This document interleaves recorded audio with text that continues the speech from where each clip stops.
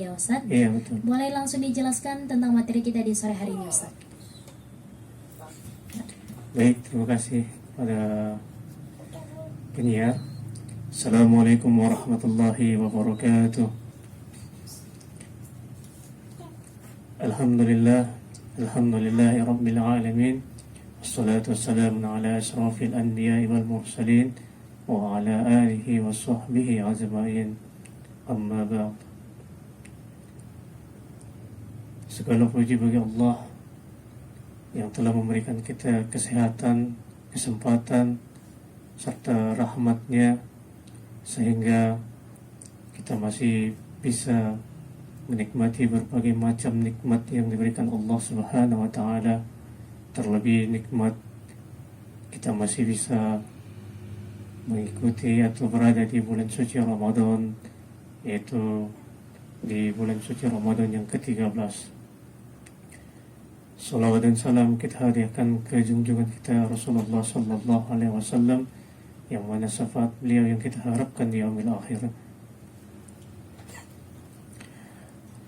Terima kasih kami ucapkan kepada Raw FM yang terhormat dan yang kami hormati Kementerian Agama Kota Padang Sidimpuan. Terima kasih yang sebesar-besarnya kami ucapkan atas amanah dan kepercayaan yang disampaikan kepada kami untuk memberikan sedikit tausiah di sore hari ini. Kemudian yang kami hormati guru-guru kami yang ada di Kota Padang Sidimpuan, wali-wali Allah yang ada di Kota Padang Sidimpuan, aulia-aulia Allah, ulama-ulama, ustadz-ustadz, dan rekan-rekan kami seperjuangan yang bergerak di bidang penyuluhan agama Islam Kota Padang Sidimpuan. Sebelum melangkah lebih jauh ke materi kita hari ini adalah tentang taubat. Dapatnya saya perkenalkan diri dulu. Seperti yang disampaikan penyiar tadi, nama kami Firmansyah Nasution SHI. Saat ini alumni daripada IAIN Padang Sidimpuan, jurusan Hukum Islam, Sarjana Hukum Islam. Dan alhamdulillah hari ini sedang menimba ilmu di program Magister Hukum Islam di Pasca Sarjana UIN Sumatera Utara. Baik, kita masuk ke topik bahasan taubat. Kenapa kami mengambil tema atau topik bahasannya itu taubat? Karena seperti yang kita ketahui, kita berada di bulan suci Ramadan. Kita telah melalui 10 hari pertama bulan suci Ramadan, di mana 10 hari pertama itu adalah rahmat. Kemudian 10 hari yang kedua itu adalah maghfirah atau ampunan. 10 hari yang ketiga itu adalah terlepas dari siksa neraka, seperti itu. Kita berada di posisi 10 hari kedua Ramadan, di mana ampunan Allah bertebaran, di mana ampunan Allah itu adalah target-target utama yang harus kita raih, di mana ampunan Allah itu adalah sesuatu yang sangat istimewa yang harus kita raih.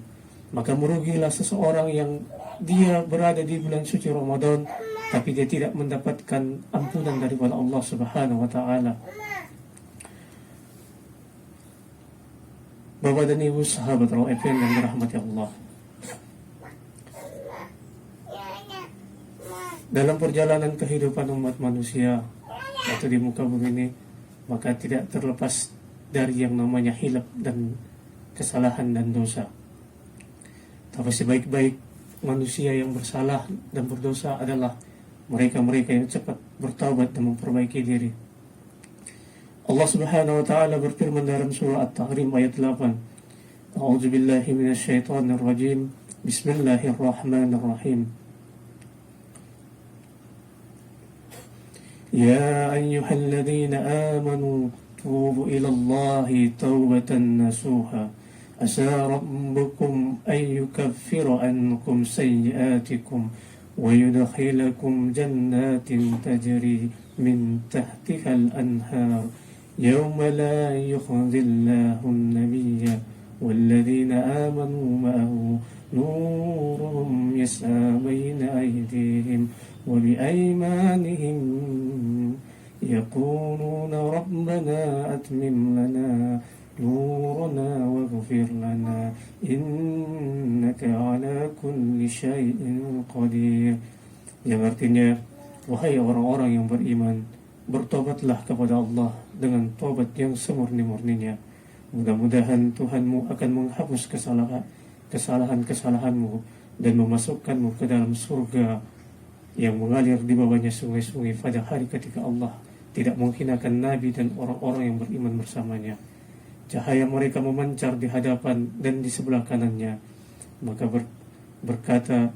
mereka berkata, ya Tuhan kami, sempurnakanlah untuk kami cahaya kami dan ampunilah kami.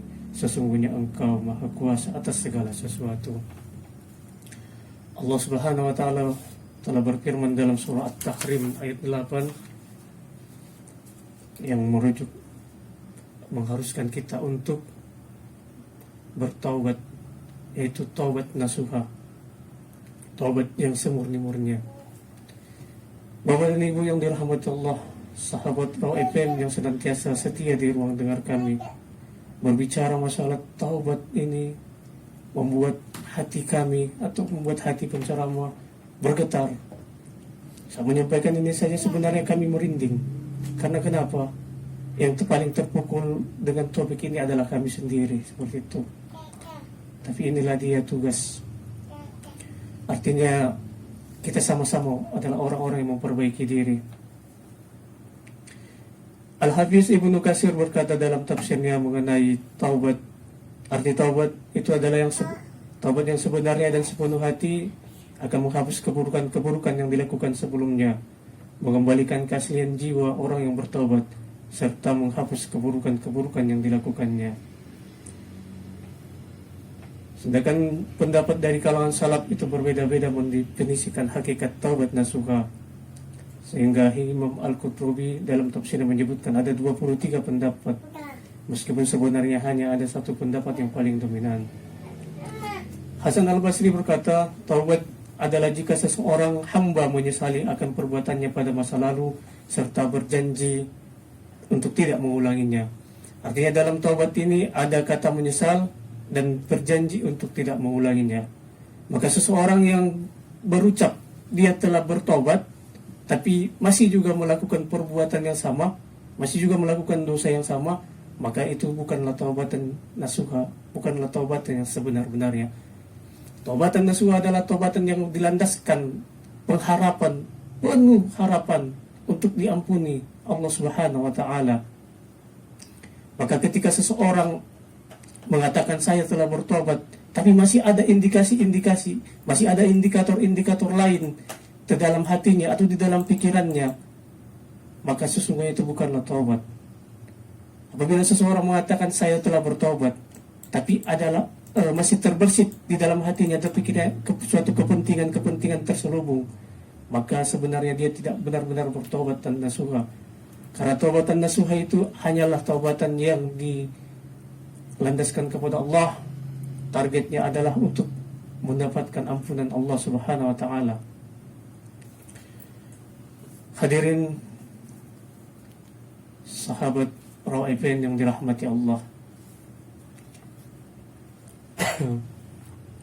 Ini kita nanti akan membagi dua sesi seperti itu, seperti yang dikatakan oleh penyiar. Saya teringat akan sebuah kisah sahabat kami yang bercerita di mana dia bertanya kepada ayahnya, kenapa kita perlu bertaubat? Sebenarnya bagaimana siksa neraka itu terhadap dosa seperti itu? Ujung-ujungnya kan Bapak dan Ibu, ketika seseorang berdosa maka akan diazab di neraka, api neraka. Kenapa harus api neraka?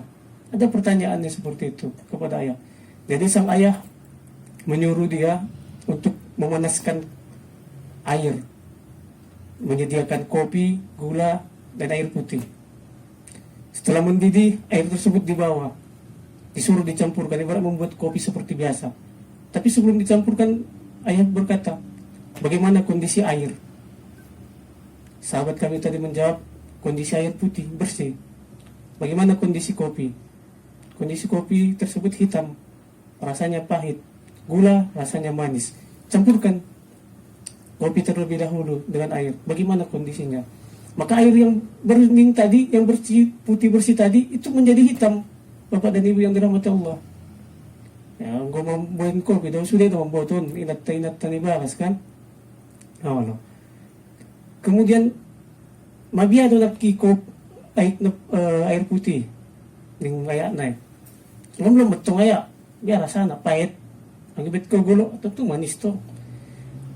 Jadi ada pertanyaan sang ayah, bagaimana caranya untuk mengembalikan air kopi yang hitam ini menjadi putih kembali? Coba kamu ambil saringan, coba tuangkan ke saringan. Diambil sang anak sahabat kami tadi, saringan, dituangkannya ke gelas yang baru, tapi hasilnya tetap sama, warnanya tetap sama, seperti itu. Bagaimana caranya? Si anak lalu ada beberapa eksperimen yang mereka lakukan. Ternyata sahabat kami itu kebingungan. Si ayah menjawab, coba kamu masukkan ke dalam panci, kamu panaskan sampai mendidih. Loh, kenapa dipanaskan? Jadi sahabat kami mulai berpikir, terheran-heran. Udah panaskan, dipanaskan sampai mendidih terus. Coba angkat tutupnya, katanya. Lihat, ada ndak air di tutupnya itu? Kan pola madung mendidih ahon bapak dan ibu pancion aikon menguap dutong naik ke ginjang. Adong metong ditutup ni panci itu ngitari da aikon kan. Gimana hasilnya? Bagaimana hasilnya bapak dan ibu? Gimana hasilnya kata ayahnya kepada anak tadi? Putih bersih. Nah, begitulah dosa. Kenapa seseorang yang berdosa itu kalau dia Islam harus disiksa dulu, harus dibakar dulu, harus dipendidihkan dulu di api neraka untuk membersihkan itu. Ibaratnya seperti itu. Nah, bersyukurlah kita Bapak dan Ibu yang dirahmati Allah yang masih berada di permukaan dunia, yang masih hidup di muka bumi ini. Allah memberikan luas makfirahnya, Allah memberikan luas ampunannya kepada orang-orang yang mau memperbaiki diri, kepada orang-orang yang mau bertaubat. Kalau sudah di akhirat sana, sudah di meninggal dunia, maka tidak ada pilihan lain kecuali mengikuti ketentuan-ketentuan di sana, yaitu masuk neraka dulu, dibakar dulu, dipanaskan dulu.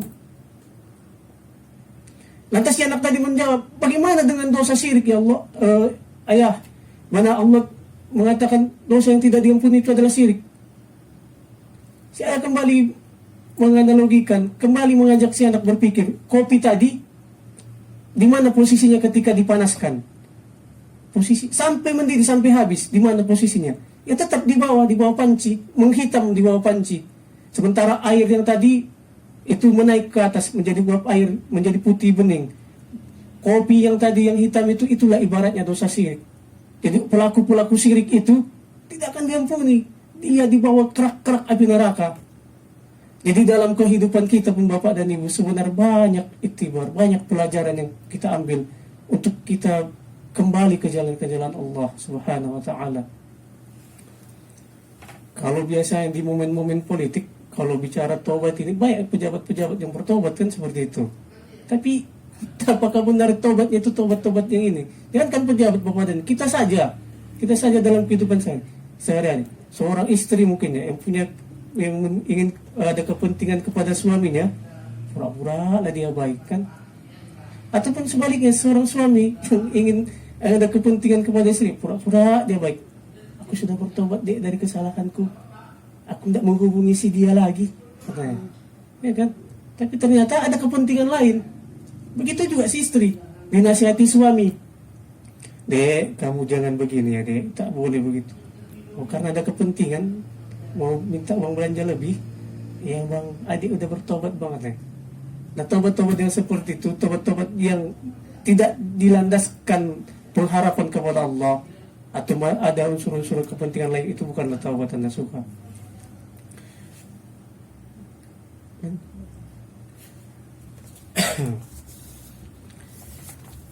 Bapak dan Ibu yang dirahmati Allah, bahkan di bulan suci Ramadan ini, marilah kita memperbanyak amal ibadah. Marilah kita terus meningkatkan keimanan dan ketakwaan kita kepada Allah Subhanahu wa taala, terutama kita saat ini sedang memasuki 10 hari kedua di bulan suci Ramadan. Maka sangat merugilah orang-orang yang tidak mendapatkan ampunan Allah. Jika di 10 hari kedua ini kita juga tidak mendapatkan ampunan Allah, maka coba raih di 10 hari terakhir. Kalau datang susahkan kayak memikirkan baju rayo, boleh. Itu adalah kodrat manusia. Tapi ada sebuah targetan penting. Yakinlah Bapak dan Ibu, ketika seseorang yang mengerjakan amal saleh dan berusaha untuk memperbaiki diri, maka Allah Subhanahu wa taala akan memperbaiki keadaannya. Betapa banyak orang yang melakukan kesalahan, betapa banyak orang yang direndahkan, dipandang hina di mata manusia, tapi ketika dia mengadu kepada Allah, ya Allah, aku telah bersalah, aku telah berdosa, maka aku berniat untuk memperbaiki diri. Allah akan memperbaiki keadaannya, baik dari sisi finansial, baik dari sisi bermasyarakat sekalipun. Namun apabila dosa ini berhubungan dengan manusia atau kesalahan terhadap manusia lain, contohnya kita pernah mencuri atau merampas hak orang lain, maka tidak maka perlu juga untuk meminta maaf kepada manusia, tidak hanya kepada Allah. Beda halnya kalau dia berzina atau dia bermaksiat yang hubungannya langsung kepada Allah, maka tobatnya langsung kepada Allah. Tapi kalau ada kaitannya dengan manusia, ini yang sulit Bapak dan Ibu. Maka dalam hidup ini kita harus perlu menjaga hablum minallah wa hablum minan nas, hubungan baik kepada Allah dan juga hubungan baik kepada manusia. Nah, ketika seseorang yang melakukan kesalahan, mungkin dia pernah memfitnah seseorang, pernah mencuri barang seseorang, maka bertobatnya adalah untuk perbaiki kembali hubungan silaturahmi, perbaiki hubungan itu, minta maaf kepada manusia yang disakiti tadi, minta maaf, dapatkan maafnya. Kalau dia punya hutang, selesaikan hutang piutangnya, Bapak dan Ibu. Loh, kenapa berhubungan dengan hutang piutang, Ustaz? Ini kan masalah tobat. Apakah hutang itu dosa? Kalau misalnya hutangnya itu menyusahkan, sempat menyusahkan orang lain, maka itu juga kita perlu beristighfar. Kita juga harus memohon ampun. Kita juga meminta maaf. Contoh atong Bapak dan Ibu marutang bayu ideal. Nakibat 10 juta mo misal nate. Turan na bayar marjanji misa tahun paulaki mon. Rupa na sampai beberapa tahun na paulaki. Kan sakot mabayar asuki kuy. Sakot mabayar asuki ni ibay. Seharus nabi saya menggunakan ipeng na 10 juta. Biadon. Jadi majolim to. Majolim ya. Sina mamutangon. Kalau lagi kejadian hari ini, banyak kita tagih utang. Iba na bayan na main utang. Mangido utang ni bay. Isonggak ko niya dope ba? Ay na pedong. Kaya majolong ini. Kalau berbagi lading, astagfirullah. Makanya betul yang dikatakan Allah, bahwasanya seseorang itu ketika meninggal, Nabi itu menanyakan apa masih ada hutangnya. Salangkan itu mau bayar masuk pintu surga baik. Abin ada hutang na tidak bisa be. Makanya permasalahan hutang piutang juga Bapak dan Ibu suatu permasalahan yang perlu ditaubatkan, diperbaiki, karena menyangkut hubungan baik dengan sesama manusia. Mungkin itu saja, kami kembalikan kepada penyiar. Assalamualaikum warahmatullahi wabarakatuh. Ya, terima kasih. 105 FM Your Lifestyle, rekan Raul masih bersama dengan Una, dan tentu saja narasumber kita di sore hari ini ada Ustadz Firmansyah Nasution SHI. Ya Ustadz, boleh dilanjutkan kembali tentang materi kita di sore hari ini. Baik, terima kasih sahabat penyiar, rekan Raul FM yang dirahmati Allah. Kembali lagi kita di ruang dengar FM 105 FM Kota Batang Sitimpuan, kembali membahas masalah topik taubat. Sebenarnya kalau ingin kita bahas secara tuntas, tentu ini tidak akan habis karena waktunya yang begitu singkat seperti itu. Bapak dan Ibu yang dirahmati Allah, rekan FM yang senantiasa setia di ruang dengar 105 FM Kota Batang Sitimpuan, Meskipun kita tidak bertatap wajah, karena memang agak sedikit janggal ya kalau berbeda halnya kalau misalnya kami ceramah kelihatan orangnya dengan tidak kelihatan orangnya, seperti itu. Utong na binoto ba tak namikim ba iwi bapak bagas tak nabakut do bagi ceramah ni pun na binoto kan, tapi muni dalak na bola bakut ya kan diajak mo ba topik na martata utong na binoto, tapi inilah agak sedikit serius. Berbicara masalah taubat, itu adalah suatu hal yang harus wajib bagi mereka yang pelaku-pelaku kesalahan dan maksiat. Tapi ada fenomena hari ini Bapak dan Ibu yang harus kita cermati, di mana ada fenomena hijrah hari ini. Mengapa kami bahas ini? Karena kita boleh saja menjadi orang yang bertobat, orang yang memperbaiki diri, tapi jangan sampai menjatuhkan diri kita pada perasaan ujub dan ria. Jangan sampai menjatuhkan diri kita, membuat kita merasa orang paling suci. Betapa banyak orang hari ini orang yang hijrah tapi melecehkan orang-orang lain, melihat pendosa itu seolah-olah sudah pasti masuk neraka, seolah-olah dirinya adalah orang yang paling suci, merasa surga sudah menjadi miliknya. Betapa banyak orang yang terperangkap. Wala tattabi'u khutuwatis syaitan. Jangan kamu mengikuti langkah-langkah syaitan. Ketika hijrahmu, ketika taubatmu sudah dirasuki, sudah dicampuri, sudah dicemari oleh rasa ria dan ujub, maka hati-hati sahabat yang dirahmati Allah. Maka hati-hati, perbaiki terus. Ketika kamu melihat orang lain yang berdosa, pelaku dosa, merendahkan orang lain, memandang hina dirinya, memandang diri kita itu suci karena kita sudah hijrah, karena kita sudah bertobat, maka di sana ada perangkap syaitan yang harus diwaspadai. Maka di sana ada sesuatu yang harus dihati-hati. Artinya ada kepentingan-kepentingan lain. Saya ingin bercerita tentang kisah Presiden Soekarno yang bertanya kepada salah satu ulama. Saya lupa nama itu, Prof apa, tapi dia asli orang Kota Padang Sidimpuan, orang Lembah Lubuk Manik, Hutan Baru, Kecamatan Padang Sidimpuan, Hutan Baru, yang mana beliau itu ada rektor di Pancabu di Medan pada saat itu. Presiden Soekarno memiliki satu pertanyaan yang mana dia cari-cari tidak juga menemukan jawaban yang pas, yang tepat. Nanti bisa Bapak dan Ibu atau rekan ROP mencarinya di YouTube, silakan, bisa. Artinya Presiden Soekarno menanyakan kenapa wanita seorang pelacur, pelaku maksiat, pelaku dosa, hanya karena memberikan seekor anjing minum yang kehausan, maka dihapuskan Allah kesalahan-kesalahannya. Kenapa seperti itu? Ternyata sang profesor ini memberikan jawaban secara matematika. Karena Presiden Soekarno ini juga adalah orang eksakta, profesor ini juga adalah orang eksakta, maka dia mengambil secari kertas dan mengambil pulpen. Dia berkata kepada Presiden Soekarno pada saat itu, 1 kali 1 sama dengan 1. 1 kali 0 sama dengan 0. Jadi apapun yang dikalikan 1 dengan 1, maka hasilnya tetap, apapun yang dikalikan 1 dengan 0, maka hasilnya 0.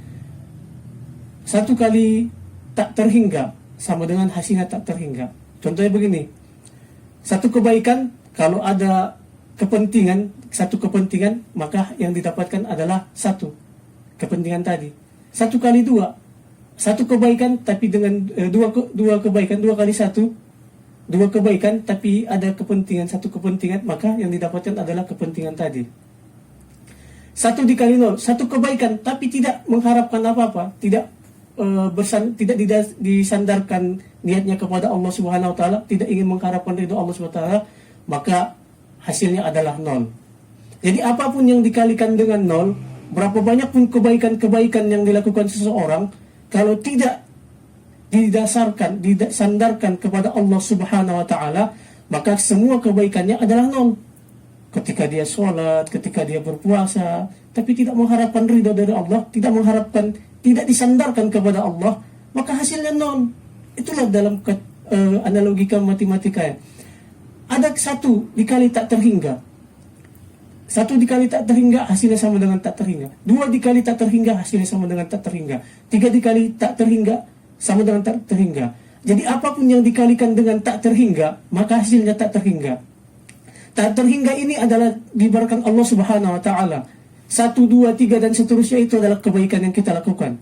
Jadi berapa banyak pun kebaikan yang kita lakukan, satu kebaikan yang kita lakukan, kalau dia dikalikan dengan tak terhingga, maka hasilnya tak terhingga. Satu kebaikan yang kita lakukan itu kalau disandarkan tujuannya, targetnya adalah mengharapkan ridho Allah, maka hasilnya adalah pahala yang tak terhingga.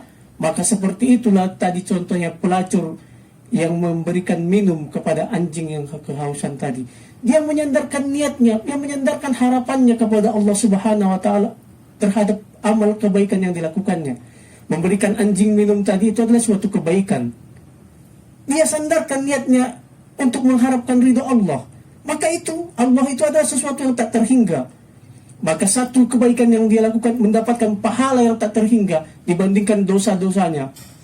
Kita contohkan dosanya 1 juta, tapi karena tadi ada pahala yang tak terhingga dari Allah, maka semua dosa-dosanya hancur lebur. Semua dosa-dosa hancur lebur, tak bernilai. Tak bernilai seperti itu. Maka itulah jawaban profesor tadi. Lantas sang presiden mengatakan, "You are wonderful." Anda luar biasa. Anda luar biasa, Prof. Jadi dari kisah ini, Bapak dan Ibu, jangan kita pernah berpandangan sepele, jangan pernah menghinakan seseorang pelaku dosa hanya karena kita sudah berhijrah, hanya karena kita sudah meniatkan kita bertobat. Maka sesungguhnya taubat kita itu bukanlah taubat yang semurni-murninya, bukanlah taubatan nasuha seperti itu.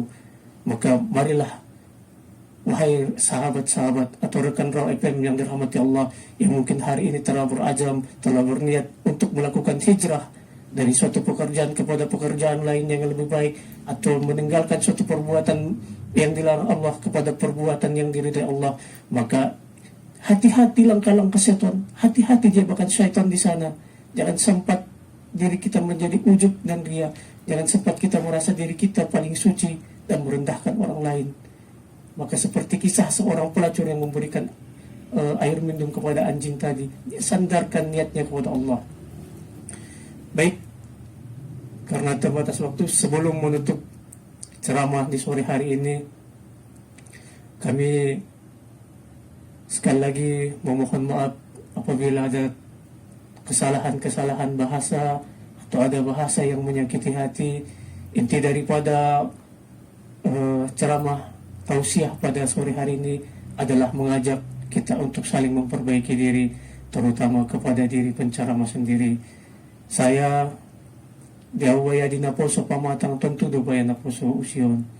Maka do koneki berbeda do ketika ami pasampion ceramah pola di ijolonya mi adong halayak tohot on.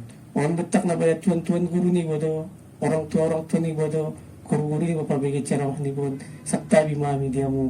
Utang na dong dubaya wali-wali Allah na dong manbigit tausiah di sore hari on, ami terlebih mersaktabi di kamu. Intinya tausiah sore hari ini adalah untuk mengajak kita terus memperbaiki diri.